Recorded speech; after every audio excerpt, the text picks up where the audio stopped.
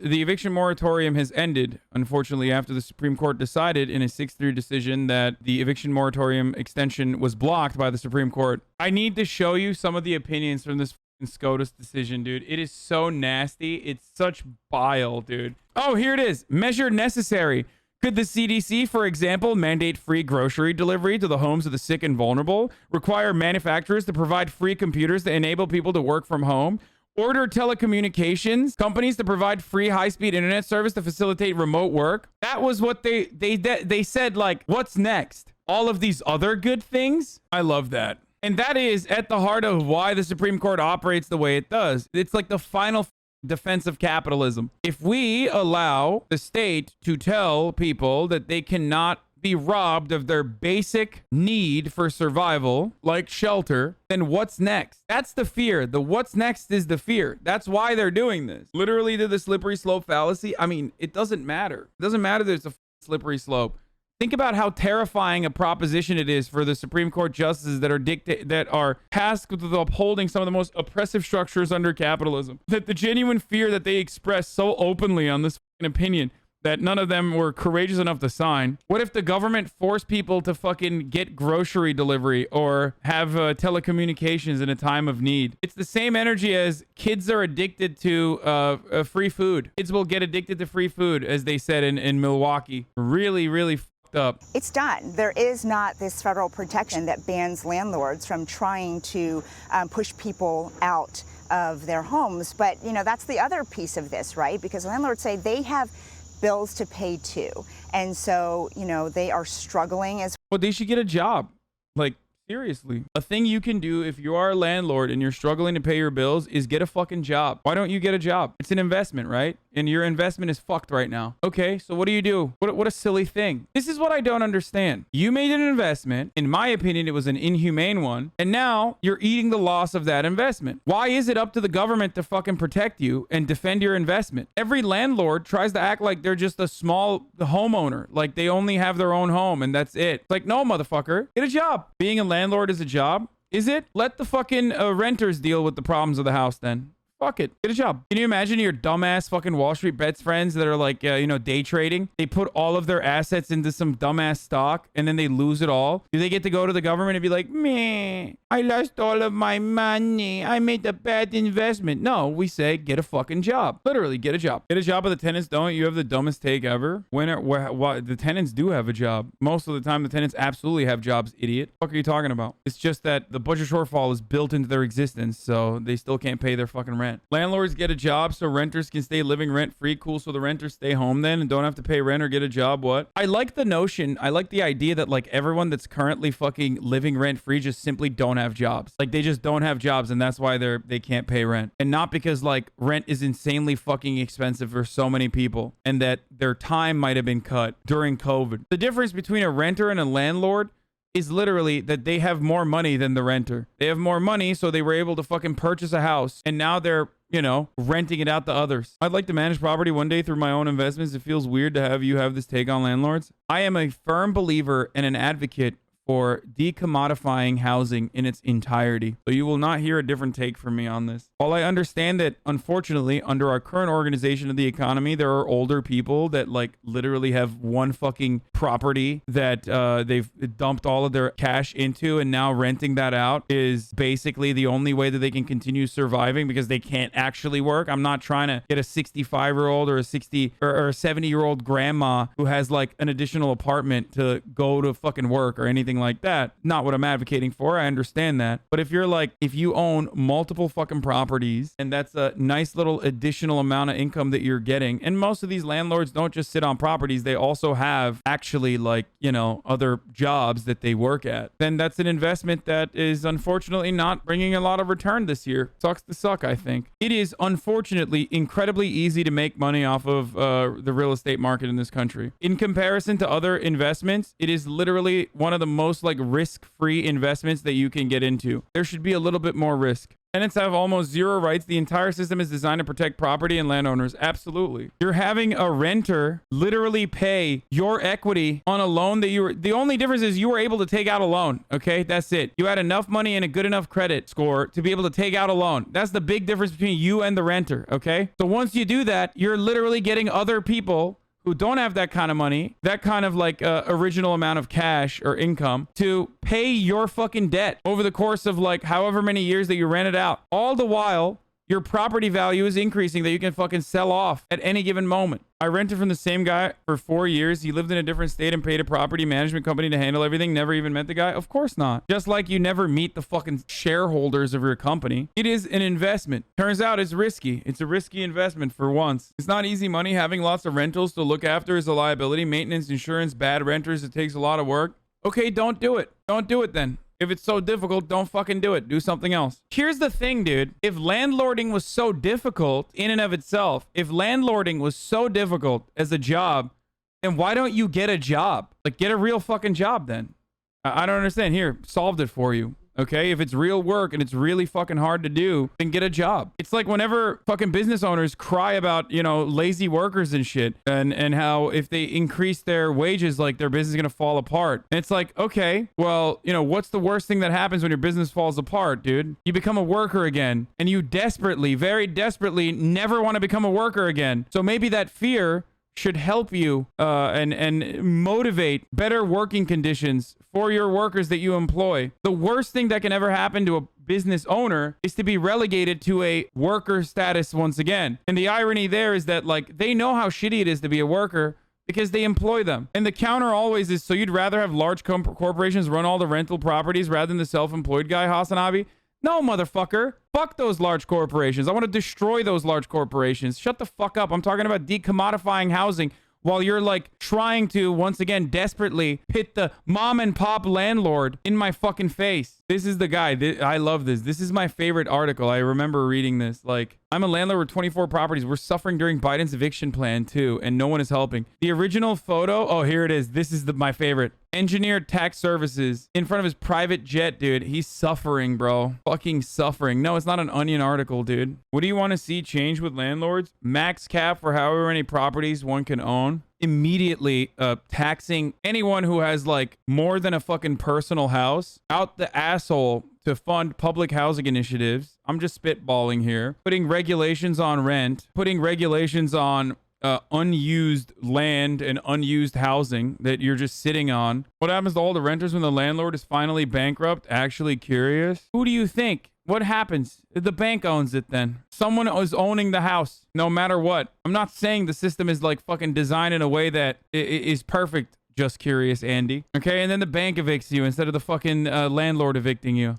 Biggest trial of my life. Landlords' eviction moratorium has drained her savings. This has been good. I mean, fuck you, dude. Like, good. Actually, I hope you have no more money and you can't pay for those properties anymore. Biggest trial of my life. Patricia Bowman says she hasn't received rent from her tenant in nearly a year. I saw my savings dwindle down, you know, month by month by month. Small independent investors like Bowman own about 16.5 million single-family rental. The worst part about this is that, like, I'm not even going to say get a job because she 100% already has a job, okay? But what really fucking frustrates me about these stories is that they only talk about, like, they never talk about the guy that's on the Business Insider article, okay? That's, like, very rarely is there ever coverage afforded to this guy with 24 fucking properties who also is the CEO of, like, Engineered Tax Services. And always, like, oh, I'm a old lady with like a job and also one additional property. Properties in the U.S. And a rough estimate from HUD suggests some 1.3 million of those mom and pop owners are now struggling to pay their mortgages due to missed. What a disgusting what a disgusting video. 1.3 million mom and pop owners are struggling to pay their mortgages. Okay, offer a moratorium on mortgages, which the government did, by the way. Okay, fine. Biden's American Rescue Plan, now passed by the House, would extend the moratorium until the end of September. Her tenant hasn't left since the judge ordered him out, and this means he could stay in her house for another 6 months, even if he continues to not pay rent. It's been like a perfect storm of events that have happened, you know, and where I feel like now that, you know, I am in jeopardy of losing my own residence. Bowman says her banks allowed her to put this house and her own home in forbearance. That means her mortgage payments may be on pause, but she'll still owe the money later.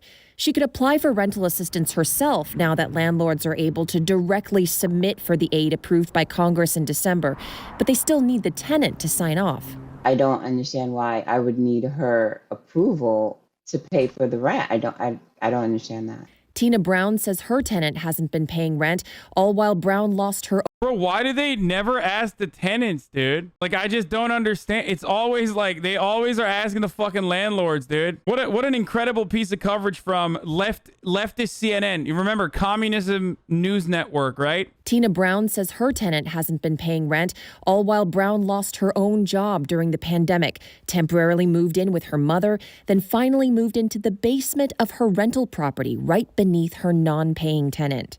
Being strapped financially, dealing with COVID. Oh, no. Oh, no. Oh, that's fucking funny, dude. Yeah, reverse parasite.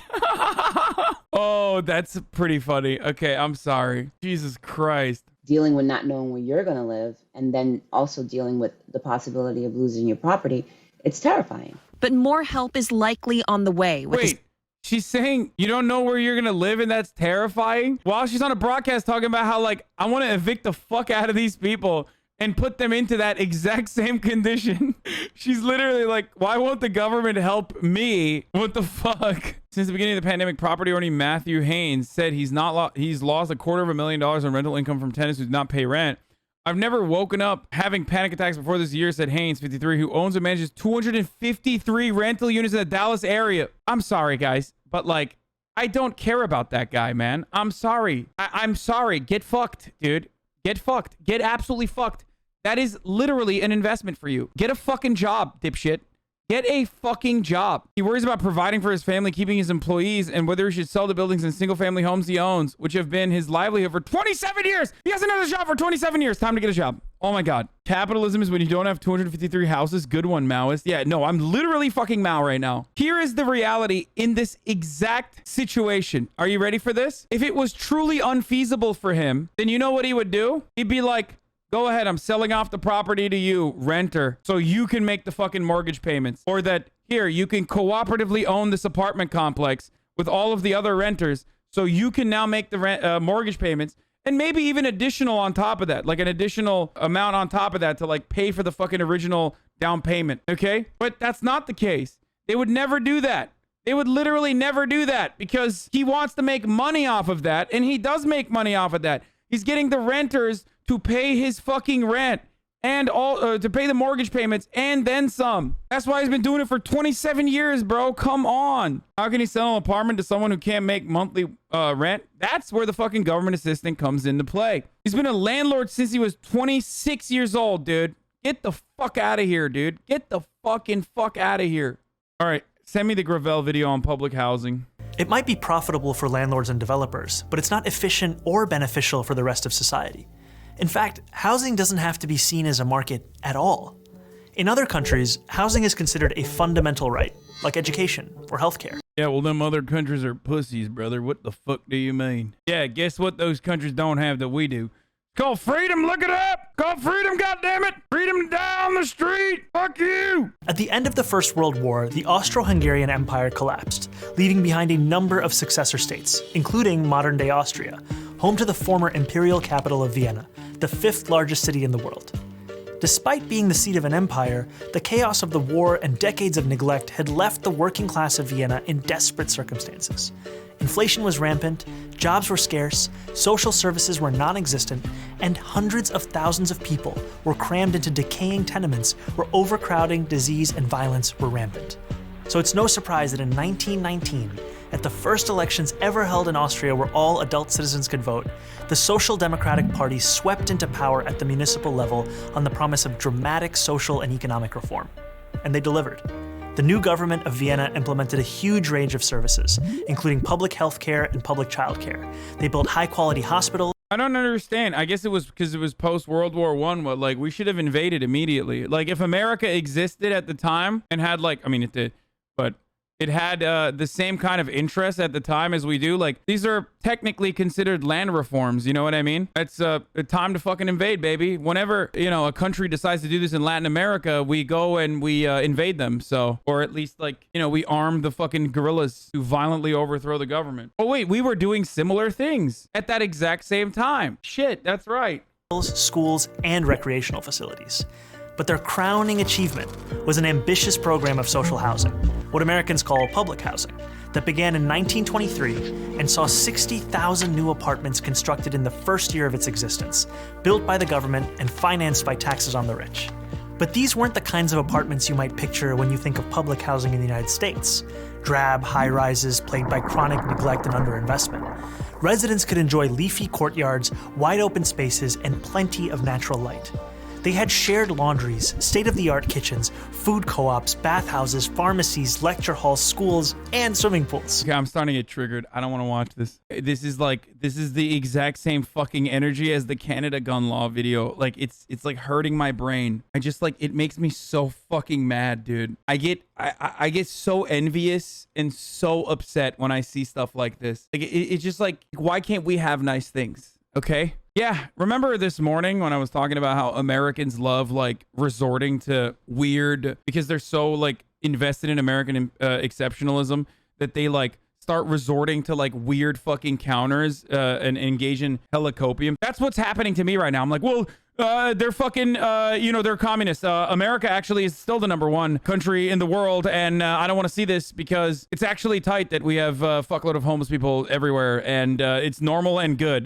The Austrian government is failing, and also their economy is in a state of disrepair because, you know, they have houses for people. Fuck you. Yeah, public housing with pools will spoil children. I mean, why do the poors get to be in the pool?